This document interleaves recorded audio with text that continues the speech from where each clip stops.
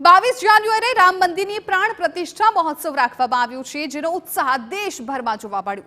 ત્યારે વાત જો કચ્છની કરવામાં આવે તો કચ્છની પ્રાચીન કળા રોગાન કળાના કલાકાર આશિષ કંસારા દ્વારા રામ મંદિરના સ્થાપત્યની આબેહૂબ કૃતિ રોગાન કળા મારફતે તૈયાર કરાઈ, જેમાં ગોલ્ડ રંગની જરીનો ઉપયોગ કરાયો છે. જૂના સમયમાં રોગાન કળા કર્યા બાદ અબકર છાંટવામાં આવતું હતું અને તે રીતે આકૃતિ તૈયાર કર્યા બાદ ગોલ્ડન જરીનું કામ કરવામાં આવ્યું છે.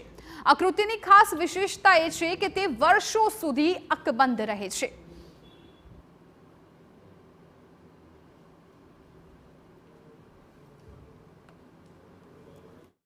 આ જૂના સમયની જેમ જ આ રોગાનાત્મક કૃતિ બનાવી છે રામ મંદિરની સેમ ટુ સેમ, કે જેનામાં રોગાન કર્યા પછી જે ગોલ્ડ પાવડર આવે છે એ છાંટી અને પીછીથી એને ટચ આપી અને કરવામાં આવી છે.